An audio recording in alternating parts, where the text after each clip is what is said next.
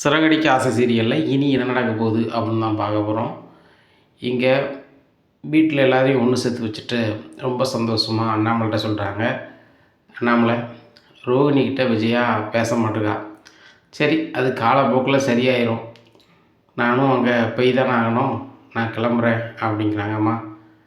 விவசாயத்தை நம்ம சொந்தக்காரங்கிட்ட யார்ட்டையாவது கொடுத்துட்டு நீங்கள் பேசாமல் இங்கே இருக்கலாம், நம்ம எங்களுக்கும் ரொம்ப சந்தோஷமாக இருக்கும்ல.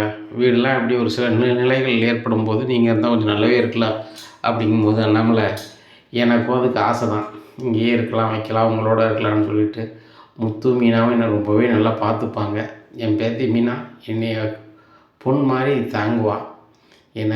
ஆனாலும் அங்கே விவசாயத்தை பார்க்க ஆள் இல்லைப்பா. நம்ம வீட்டில் யாராவது பார்த்தா தான் நல்லாயிருக்கும்.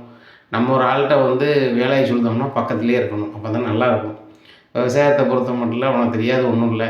தண்ணி கிண்ணி பாய்க்கணும், உரங்குறவும் போடணும் அப்படின்னா நம்ம பக்கத்தில் இருந்தால் தான் சரி. இப்போ வேறு உளுந்த விதைச்சிட்டு வந்திருக்கு, அது முளைச்சிரும். ஆனாலும் அது அழிமாட்டம் வராமல் பார்க்கணும்லப்பா. அதனால் அம்மா கிளம்புறேன் அப்படிங்கிறாங்க. முன்னே பாட்டி, நான் ஊரில் கொண்டு விடுதேன் அப்படின்னா, டேய் இங்கே ஏதாவது நல்ல வேலையை பாருடா, ஆஃபர் எதுவும் வந்தால் அதை சம்பாதிக்க பாரு. என்ன, என் பேத்தி, தங்கமான பேத்தி உனக்கு கிடச்சிருக்கா. அதுபோக மாடியில் ரூம் கட்டுறதுக்கு நான் பணம் தரேங்க, உங்கள் அப்பா பணம் தராங்க, நீ கேட்க மாட்டாக்க. நீ என் பொண்டாட்டி சொன்ன மாதிரி உழைச்ச முன்னாடி தான் மாடியில் ரூம் கட்டுவேன் அப்படின்னுக்கிட்டு இருக்கேன். சரி, அதுவும் நல்ல பழக்கம் தான். சரியா, அப்படி இருக்கும்போது நான் நீ வேலையை செய்ய விடணும். ஏன்னா நான் கிளம்புறேன் அப்படிங்கிற. பாட்டி, நிறைய வெயிலாக இருக்குது அப்படின்னாடி. இதே வெயிலில் தானோட நாங்கள் விவசாயம் பார்ப்போம், ஒன்றும் பிரச்சனை இல்லை, பாட்டி போயிடுவேன். அண்ணாமலை, ஆட்டோக்காரங்க வந்துட்டாங்கன்னு கேளுங்க அப்படின்னு சொன்னோன்னே ஆட்டோக்காரங்க கால் பண்ணுறாங்க. அண்ணாமலை, வீட்டு வாசலில் தான் இருக்கேன் அப்படிங்கிறாங்க. எல்லாருக்கும் போய்ட்டு வரேன் அப்படிங்கிறாங்க. சரித்த அப்படிங்கிறாங்க. இங்கே ரோகிணியை பார்க்குறாங்க வச்சியா.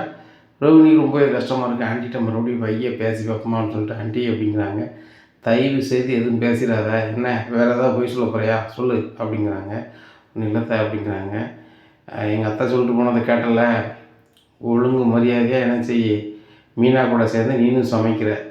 முன்னாடி பணக்காரி மாதிரி சீன் போட்டுக்கிட்டு இருந்தேன், நானும் விட்டுக்கிட்டு இருந்தேன், இன்னுமே விடவே மாட்டேன்.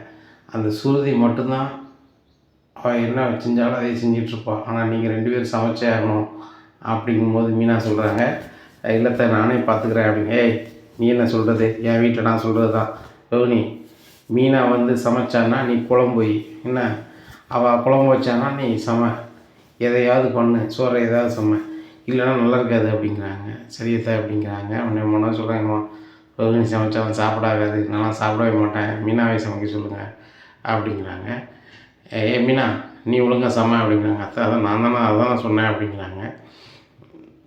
நீ வீட்டுலாம் தூக்குறது, பெருக்கிறது, காலையில் முத்தம் துடிக்கிறது எல்லாம் ரோகிணி தான் செய்யணும் அப்படிங்கிறாங்க. இல்லை ஆண்டி, எனக்கு அது பழக்கம் இல்லை அப்படிங்கிறாங்க. உடனே விஜயா சிரிக்கிறாங்க. ஆமாம், பெரிய பணக்கார வீட்டில் பிறந்த, அதனால் உனக்கு ஒன்றும் தெரியாது.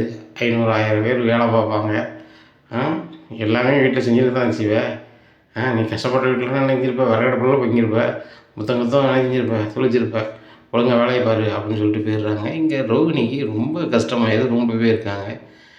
என்னடா இது, ஒரு சினிமா முடிகிற நேரத்தில் நம்ம வாழ்க்கை முடிஞ்ச மாதிரி ஆகிப்போச்சே அப்படின்னு சொல்லி ரொம்பவே கடுப்பாக இருக்கிறாங்க. பழைய மாதிரி இந்த ரோகிணி மரணம் என்ன தான் பண்ணுறது, ஒன்றும் புரிய மாட்டாங்குதே. சிட்டி வேறு நம்மளுக்கு அந்த பணத்தை வாங்கி தரேன்னு சொல்லிக்கிட்டே இருக்கான். பணத்தை வாங்கி தந்தாவது நான் 2 பார்லரில் 3 பார்லர் வச்சு விட்டோம்னா அதுலேருந்து வர காசை வச்சு மனோஜ் இந்த பணம் கிடைச்சின்னு சொல்லி கொடுத்து என்னத்தையாவது ஏமாற்றிடுவேன். இப்போ என்கிட்ட ஒன்றுமே இல்லாமல் ஒன்றுமே நடக்க மாட்டாங்குது. எப்படியாவது அந்த கதிர்கிட்ட அந்த பணத்தை மீட்டு ஆகவே வேணுமே அப்படின்னு சொல்லி கதிரை பற்றிய தகவலை நெட்டில் போடுறாங்க. இந்த மாதிரி ஆளை பார்த்தாக்கா கண்டிப்பாக தகவல் சொல்லுங்கள் அப்படின்னு சொல்லிட்டு அந்த தகவலை கதிர் பார்க்காரு. ஓ, நம்மளை பிடிக்கிறதுக்கு நெட்டில் போடுதாளா அந்த ரோகிணி, ரைட்டு, இனிமேல் போட்டு நம்ம வெளியே சரியாக லாந்தக்கூடாது, நம்மளுடைய வேஷத்தை மாற்றிட வேண்டியதான் அப்படின்னு சொல்லி கதிர் தான் முகத்தில் தாடி வைக்காரு. அவர் வீட்டம்மாவுக்கு வேறு ஸ்டைல் கேர் கட்லாம் வேறு மாதிரி பண்ணுதாங்க, மருவெலாம் வைக்காங்க. அது அதே உருவத்தில் லாங்கிட்டு கிடக்காங்க. அந்த கதிரே மாட்டினாலும் அதை பிடிக்கிற அளவு சூழ்நிலை ரோகிணிட்டும் இல்லை. ஏன்னா அந்தளவுக்கு தன்னை மாற்றிக்கிறாங்க. அப்படியா இருக்குது. இங்கே சிட்டிக்கிட்ட போய் கேட்குறாங்க, சிட்டி, எங்கள் வீட்டில் எனக்கு சுத்தமாக மறுவாதியே இல்லை, நான் ஏதோ பொக்குக்கு இருக்கேன், ஒரே வீட்டில் தான் இருக்கேன், என் புருஷன் என் கூட பேச விட மாட்டேங்காரு, இப்படியா இருக்குது, எப்படியாவது எங்கள் அத்தை பேரில் நான் பார்லர் வைக்கணும் அப்படிங்கும்போது வைக்க வேண்டியதானே ரோகிணி அப்படிங்கிறாங்க. அதுக்கு காசு என்கிட்ட இருக்குது.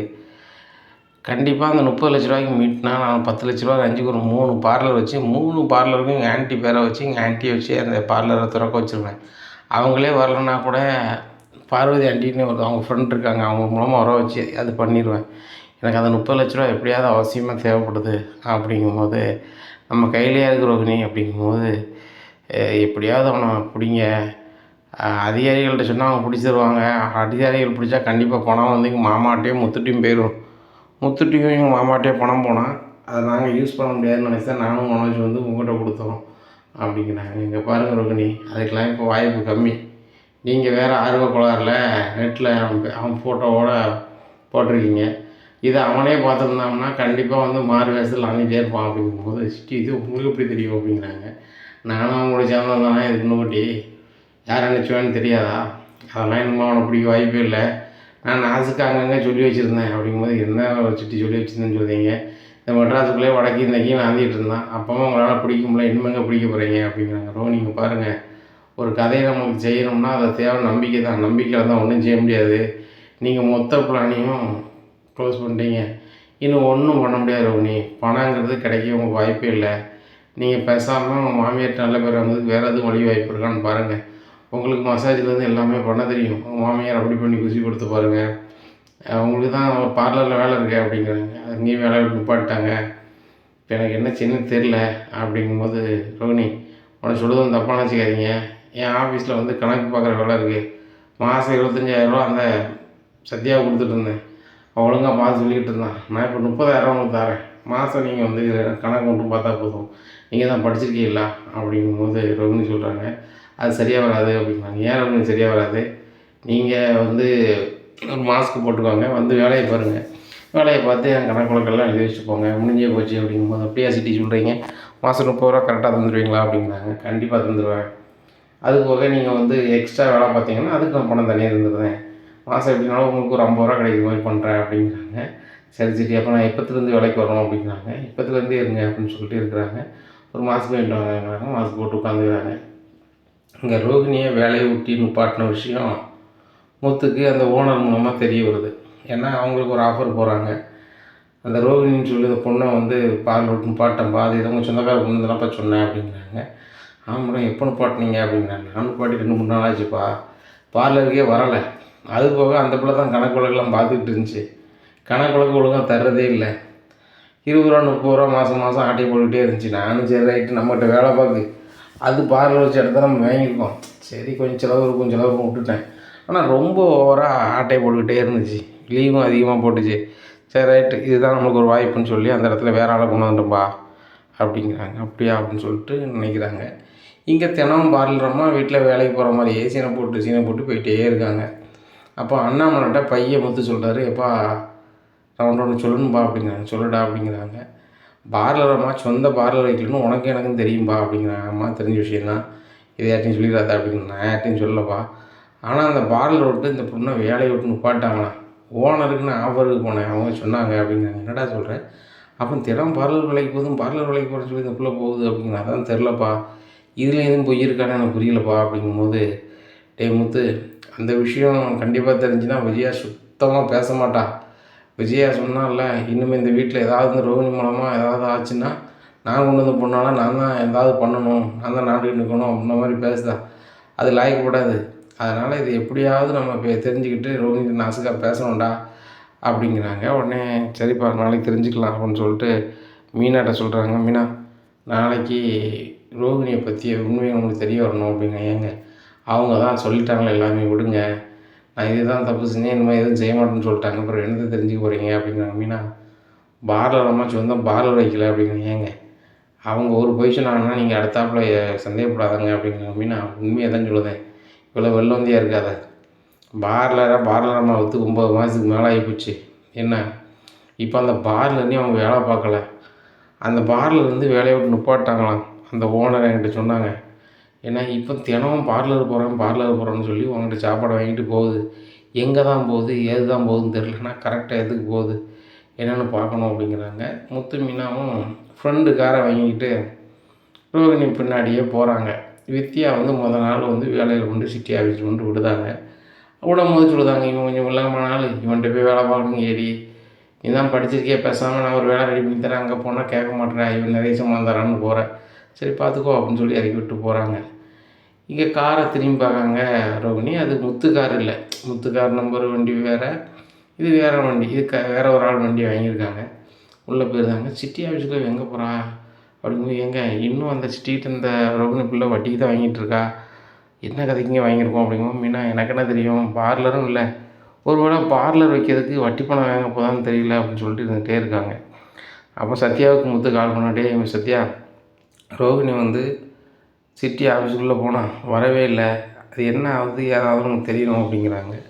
உடனே சத்யா அங்கே இருக்க ஒரு பழைய நட்பின் அடிப்படையில் கால் பண்ணி கேட்குறாங்க, அங்கே ரோகிணி வந்திருக்காங்களே சிட்டி ஆஃபீஸுக்கு, அங்கே என்ன செய்கிறாங்க அப்படிங்கும்போது, நீ என்ன வேலை பார்த்தியோ அதே வேலை தான் இந்த ரோகிணி பார்க்குது, பார்லரில் எதே வேலை பார்த்துச்சா வேலை விட்டு நிப்பாட்டாங்களாம், அதனால் சிட்டி வந்து மாதம் 30,000 தாரேன், முன்ன பின்ன வேலை பார்த்தா அது கொஞ்சம் கூட வச்சு மாதம் ஒரு 50 ரூபா கிடைக்கிற மாதிரி பண்ணுதேன் அப்படின்னு சொன்னோன்னே, அது வேலைக்கு வந்துகிட்ருக்குப்பா அப்படின்னோடனே, அப்படியா அப்படின்னு சொல்லி ஷாக் ஆகி உங்கள் முத்துக்கு கால் போட்டு சொல்கிறாங்க, இந்த மாதிரி அம்மா அந்த இடத்துல தான் ரோகிணி வேலை பார்க்காங்களாம், மாதம் 30,000 சம்பளமா, அதனால் அவங்க ரெகுலராக வேலைக்கு போகிறாங்களா அப்படிங்கிறது, சிட்டிக்கிட்ட வேலை பார்க்காங்களா அப்படின்னு சொல்லிட்டு முத்துக்கு சரியான கோவம் வருது. உடனே மீனா, இதை சும்மிடக்கூடாது அப்படிங்கிறாங்க. ஏங்க இதை நம்ம சொல்லி என்னங்க ஆக போகுது அப்படிங்கிறாங்க. மீனா, ஏற்கனவே அவனுக்கு நம்மளுக்கு ஆகாது, அது வேறு, ரெண்டாவது அவன் என்னெல்லாம் வேலை பார்த்து சம்பாதிக்கிறான்னு அதுக்கு தெரிஞ்சு தான் பண்ணுதா தெரியாமல் தான் பண்ணுதான்னு எனக்கு புரியல, ஆனால் சரி வராது, நான் என்னென்னு பார்க்க போகிறேன் அப்படிங்கிறாங்க. ஏங்க இப்போ மாமாட்ட சொல்லிட்டு தான் நீங்கள் இதை செஞ்சுருக்கீங்க, அதே மாதிரி மாமாட்டே சொல்லுவாங்க அப்படின்னு சொல்லி அண்ணாமலைகிட்ட நடந்ததை சொல்லுவாங்க. அண்ணாமலைக்கு ஒன்றும் ஓடலை, அந்த சிட்டி உனத்துக்கு ஆகாதவன் அவனுக்கும் முத்துக்கும் ஆகாது, அவங்ககிட்ட போய் இந்த பிள்ளை வேலை பார்க்கணும், என்னத்தை சொல்ல ஒன்றும் புரியல அப்படின்னு சொல்லிட்டு, டேய் மனோஜ் எங்கடா இருக்க அப்படின்னு சொல்லி அண்ணாமலை கால் பண்ணுறாங்க. இப்போ கடையில் இருக்கேன் அப்படிங்கிறாங்க.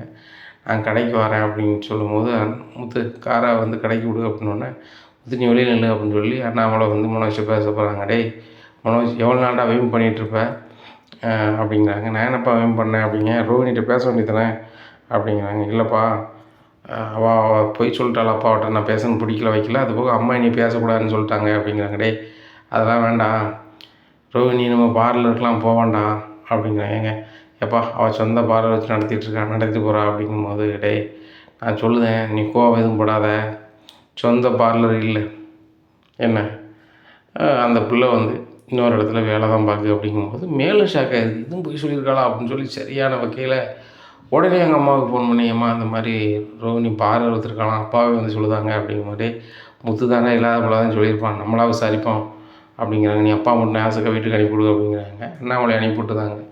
இங்கே ரோகிணியை பற்றி விசாரிக்கிறதுக்கு மனோஜும் விஜயாவும் பார்லருக்கு போகிறாங்க. அண்ணாமலை சொல்கிறது ரொம்ப கச்சிதமாக இருக்குது, ஆகா ரோகிணி இந்த பார்லரையும் விற்றுட்டாளா, அப்போ இதுலேயும் போய் தான் சொல்லியிருக்கா அப்படின்னு சொல்லி வீட்டில் வந்து ஆட்டம்னா ஆட்டம், அப்படி ஒரு ஆட்டம், ரோகிணியால் எந்த பதிலும் சொல்ல முடியல. அப்போ முத்துன்னு நினைக்காரு, இதில் நம்ம வந்து சிட்டிக்கிட்டே தான் அந்த பொண்ணு வேலை பார்க்கணும்னு சொன்னால் பெரிய பிரச்சனையாக இருக்குமே அப்படின்னு சொல்லி நினைக்காங்க.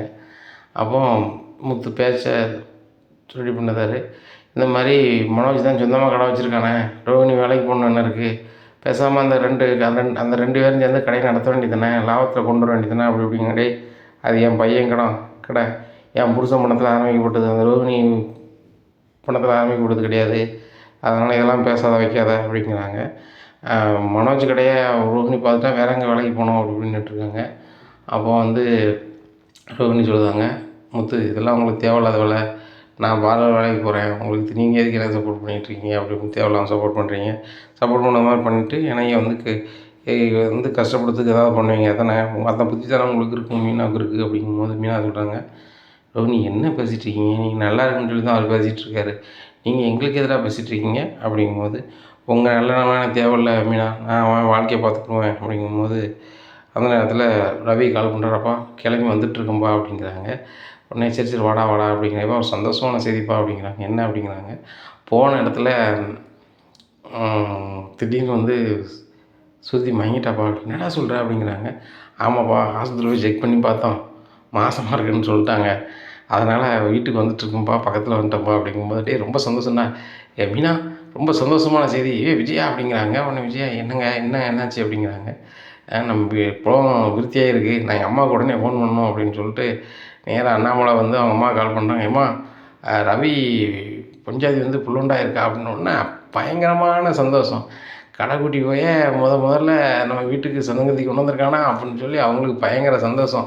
சந்தோஷம். அண்ணாமலை நான் உடனே கிளம்பி வரேன் அப்படிங்கிறேன். ஏம்மா இப்போ தானே போனீங்க அப்படின்னு. நான் கிளம்பி வரேனப்பா அப்படின்னு சொல்லி அதுக்கு பயங்கரமான சந்தோஷத்தில் அதுக்கு கிளம்பி வந்துடுது. ரவியும் சுருதியும் வந்தோடனே ஆரத்தி எடுத்து வீட்டுக்குள்ளே வரவேற்காங்க. இங்கே ரோகிணிக்கு பயங்கர வயிற்றுச்சேன். ஏன்னா நம்மக்கிட்ட ஒன்றுமே இல்லை, நம்ம பணக்காரி மாதிரி சீன் போட்டுக்கிட்டு இருக்கோம். இந்த குடும்ப சொத்தாவது நம்மகிட்ட வந்தால் நம்மகிட்ட கொஞ்சம் பணம் நகை இருக்கும், நம்ம எதையாவது ரொட்டேஷன் பண்ணிக்கலாம். இன்னும் பார்த்தா இதுவும் சுருதிக்கெலாம் போகும் போலையே அப்படின்னு சொல்லி வேறு வழியே எல்லாமே சிரித்த மாதிரி இருந்துக்கிறாங்க. ரோகிணி உங்கள் முகம் ஏன் வாடி இருக்குது அப்படிங்கிறாங்க. ஒன்றும் இல்லை அப்படிங்கிறாங்க. ஓ, உங்களை பற்றி விஷயங்கள்லாம் தெரிஞ்சோன்னே இந்த வீட்டில் யாரும் உங்களை ஒரு மாதிரி நினைப்பாங்க நினைக்கிங்களா? நாங்களாம் அப்படி நினைக்க மாட்டேன். பணம் என்ன காசு ரோகிணி, உண்மையாக இருந்தால் போதுமானது. வீட்டில் நீங்கள் கொஞ்சம் உண்மையாக சொல்லியிருக்கலாம், வேறு ஒன்றும் இல்லை அப்படின்னு சொல்லி சுருதி போயிடுறாங்க. பின்னாடியே போய் மீனா சொல்கிறாங்க, சுருதி பையன் நடங்க, பெரியவங்க அப்படி தான் சொல்லுவாங்க அப்படிங்கிறாங்க. அப்படிலாம் ஒன்றும் இல்லை மீனா, எப்பவும் போல தான் இருக்கேன் அப்படிங்களே. எது சாப்பிடணும் எது சாப்பிடணும்னு சொல்லி பெரிய ஆள்கிட்ட கேட்டு சாப்பிடணும் அப்படிங்கிறாங்க. சரி மீனா, நீங்கள் தான் எனக்கு சமைச்சு தர போகிறீங்க, ஒன்றும் பிரச்சனை இல்லை அப்படின்னு சொல்லி ரெஸ்ட் எடுக்காங்க. ரெஸ்ட் எடுத்தாங்க. இங்கே வந்து பாட்டி வந்துடுறாங்க. பாட்டி வந்து சத்தான ஆகாரத்தை எல்லாத்தையுமே வீட்டில் கொண்டு கொடுத்துட்டு சுருதியை வந்து பார்த்துட்டு, எம்மா என் குலத்தை காக்க வந்தவளே, மீனாக்கு அப்புறம் வந்த தங்கமான பிள்ளையாக இருக்கு, உன்னைய மாதிரி மீனாவும் நல்லா செங்கதி சொல்லணும், எனக்கு அதுக்கு பெரிய பேராசையாக இருக்குது அப்படி இப்படின்னு பேசுதாங்க. சரி சீக்கிரம் பெற்றெடு, நான் சொன்ன மாதிரி பரிசு தர போகிறேன். நான் சொல்லியிருக்கோம்ல, இந்த வீட்டில் யார் முதல்ல பிள்ளையை பெற்றுட்டுப்பாங்களோ அவங்களுக்கு பரிசு கொடுப்பேன்னு சொல்லி சுருதி நான் உன்னை தரப்போகிறேன், நீ ரெடி பண்ணிடு அப்படிங்கிறாங்க. உடனே சிரிச்சுக்கிட்டே சுருதி சிரிக்கிறாங்க. அப்போ ரோகிணி கேட்குறாங்க சுருதிகிட்ட, சுருதி நீங்கள் வந்து அதுக்கு பயம் எதுக்கு பயம்னு சொல்லுவீங்க எப்படி அப்படிங்கிறாங்க. அப்படி தான் நினச்சேன், அங்கிள் ஒரு நாள் ஃபீல் பண்ணாங்க, அதை பார்க்கும்போது ரொம்ப கஷ்டமாக இருந்துச்சு. எங்கள் அப்பா ஃபீல் பண்ணி கூட நான் பார்த்ததில்ல, ஆனால் மாமா ஃபீல் பண்ணும்போது ரொம்ப சங்கடமாக இருந்துச்சு. ரொம்ப நல்ல மனுஷன், நான் காலகாலத்தில் வந்து ஒரு பேரனோ பேத்தியை பார்த்துட்டா நல்லாயிருக்கும், யாராவது பிறந்தநாள் கொண்டாடும் போது கண்டிப்பாக அப்படி இருந்தால் தான் எனக்கு சந்தோஷமாக இருக்குன்னு சொன்னாங்க. அதை கேட்கும்போது சரி ரைட், நம்ம ஏன் இதை பார்ப்போம்மா, இது எதுக்கு நம்ம இதை ஃபீல் பண்ணிகிட்ருக்கணும், மாமாவுக்காக இந்த செயலில் இறங்குவோன்னு சொல்லி தான் நான் இறங்கிட்டேன் அப்படிங்கிறாங்க. உடனே அப்படியா அப்படின்னு சொல்லிட்டு போயிடுறாங்க. எப்படியாவது வயிற்றில் உள்ளதை நம்ம கரைக்கணுமே அப்படின்னு சொல்லி வில்லங்கமாக நினைக்காங்க இந்த ரோகிணி. எதுக்காகனா குடும்ப சொத்து அவங்களுக்கு போகக்கூடாது, இந்த சொத்து நம்மளுக்கு வரணும், மனோஜ் கடை வச்சுருக்காரு, நம்மளுக்கு இந்த சொத்து முதல்ல வந்துச்சுன்னா டவான் ரொட்டேஷன் பண்ணி நம்ம பெரிய ஆளாக ஏறலாம், ஏன் லோன் போட்டு பார்லர் கூட நம்ம வைக்கலாம் அப்படின்னு சொல்லிட்டு நினைக்காங்க. இப்படி நாட்கள் நகருது. சிட்டிக்கு ஃபோன் பண்ணி, சிட்டி ஸ்வீட்டில் சூழ்நிலை சரியில்லை, அதனால் ஒரு 2-3 நாள் நான் வேலைக்கு வர மாட்டேன் அப்படிங்கிறாங்க. சரி ரோகிணி, வந்து அந்த கணக்கு ஒழுங்காக பார்த்துருங்க, நாங்கள் வச்சுருக்கோம், என்ட்ரி பண்ணி வச்சுருக்கோம் அப்படிங்கிறாங்க. உடனே சரி அப்படிங்கிறாங்க. இங்கே ரோகிணி இருந்துகிட்டே இருக்காங்க. ரோகிணிக்கு சிந்தனை பூரா என்னவா இருக்குது, சுருதி வந்து சீக்கிரம் பிள்ளையை பெற்றுக்கிட்டான்னா சொத்து, குடும்ப சொத்து சுருதிக்கு போயிடும். சுருதி ஏற்கனவே இந்த வீட்டில் பெரிய பணக்காரி, நானும் மீனாவும் ஒன்றுமில்லாதவன்னு எங்கள் அத்தைக்கு தெரிஞ்சு போச்சு. இனிமேல் போட்டு எனக்கு சுத்தமாக மரியாதை எங்கள் அத்தை கொடுக்க போகிறதும் இல்லை. அப்படி இருக்கும்போது வந்து இந்த குடும்ப சொத்தாவது எனக்கு வந்துச்சுன்னா எங்கள் அத்தை கண்டிப்பாக இவளுக்கு குடும்ப சொத்து வந்திருக்கு அப்படின்னு சொல்லி எனக்கு மறுவாதியும் கொடுப்பாங்க, அதுபோக ரொட்டேஷன் பண்ணதுக்கும் ஆகும். மனோஜுக்கும் நிறைய கடை இருக்குது, ஏதோ ஒரு வகையில் அதை லோன் போட்டு தான் வச்சுதான்னு கேட்பாரு, இல்லை நம்ம பார்லர் அமைக்கலாம், எதுக்காவது வகையாக தேவை. சுருதியை வந்து நம்ம எப்படியாவது கவர் பண்ணி வயிற்றில் இருக்கிறத நம்ம எப்படியாவது கரைக்கணும் அப்படின்னு நினைக்காங்க. அப்போ இதுக்கு என்னெல்லாம் செய்யலாம் அப்படின்னு சொல்லி வித்யாட்ட கேட்கும்போது வித்யா சொல்கிறாங்க, உனக்கு மனசாட்சி இல்லையா ரோகிணி, உன் வாழ்க்கையாக்காக அடுத்தவங்களை சங்கடப்படுத்துவியா, இதெல்லாம் ரொம்ப தப்பு, நான் ஏற்றுக்கொள்ளவே மாட்டேன் அப்படிங்கிறாங்க. ஏன் சொல்ல மாட்டேன், நான் தானே பண்ண போகிறேன் அப்படிங்கிறாங்க. ரோகிணி, நீ இந்த மாதிரிலாம் பண்ணனா நான் மீனாட்டி முத்துக்கு ஃபோன் பண்ணி சொல்லிடுவேன் அப்படிங்கிறாங்க. என்ன வித்யா ஒரு மாதிரி பேசுகிற, என்னை பற்றி போட்டு கொடுத்தனா நீ தான் அந்த ஐடியா கொடுத்த நான் சொல்லுவேன் அப்படிங்கும்போது, என்ன ரோகிணி இப்படி பேசுகிற அப்படின்னா, ஆமாம் நீ தான் அதை சொன்னோன்னு நான் சொல்லுவேன், எங்கே போனாலும் சொல்லுவேன், பார்த்துக்கோ, நீ தான் மாட்டுவேன், நான் எது பண்ணாலும் யார்ட்டையும் சொன்னேன், நீ தான் பண்ண சொன்ன நான் சொல்லிட்டு போயிட்டே இருப்பேன் அப்படிங்கிறாங்க. அதானே உனக்கு ஒரு கதை ஆகணும்னா யாருன்னு நானாலும் பரவாயில்லன்னு நினைக்கக்கூடியவ தானே நீ அப்படிங்கிறாங்க. அதை நான் பார்த்துக்கிறேன், நீங்களே எனக்கு ஐடியா சொல்ல தேவையில்லை அப்படின்னு சொல்லிட்டு நேராக வீட்டை பார்த்து போயிடுறாங்க. இது என்றைக்கு பண்ணலாம் ஏது பண்ணலான்னு சொல்லி ஒன்று பிளான் பண்ணிக்கிட்டு இருக்காங்க. இங்கே ரோகிணியோட அம்மா கிராமத்தில் போய் பாட்டியை பார்க்கறதுக்காக போகிறாங்க. அப்போ போகும்போது, வாங்க நீங்கள் யாருன்னு எனக்கு தெரியலையே அப்படிங்கிறாங்க. நான் உங்கள்கிட்ட ஒரு உண்மையை சொல்லணும் அப்படின்னு சொல்லிட்டு டவார்னு மூத்து பாட்டி காலில் விழுறாங்க. ஏம்மா என் காலில் விழுற அப்படிங்கிறாங்க. இல்லை நீங்கள் என்ன மன்னிக்கணும், என் மகளையும் நீங்கள் மன்னிக்கணும் அப்படிங்கிறாங்க. உங்கள் மகன் எங்கேம்மா வந்திருக்கா, என்ன விஷயம் எனக்கு ஒன்றும் புரியல, இந்த பையன் ஏற்கனவே எங்கள் வீட்டுக்கு வர பையன் தானே, என்ன விஷயம் சொல்லுங்கள், உங்கள் மோள தான் எங்களுக்கு தெரியாதா அப்படிங்கிறாங்க. நல்லாவே தெரியும் உங்கள் குடும்பத்துக்கு அப்படிங்கிறாங்க. என்னம்மா சொல்கிற அப்படிங்கும்போது, ரோஹிணி தான் என் மகா அப்படிங்கிறாங்க. பாட்டி ரொம்ப ஷாக் ஆகிடுறாங்க. பாப்பாத்தி அக்காவுக்கு அதுக்கு மேலே ஷாக்கு. இனி என்ன நடக்கும் இந்த விஜயா வீட்டில்? ரோஹிணியுடைய உண்மை நிலை தெரிஞ்சால் விஜயா வச்சு வாழ வைப்பாங்களா அப்படிங்கிறத பொறுத்திருந்து பார்க்கலாம். நம்ம சேனலை நீங்கள் மறக்காமல் லைக் அண்ட் சப்ஸ்கிரைப் பண்ணுங்கள். நன்றி, வணக்கம்.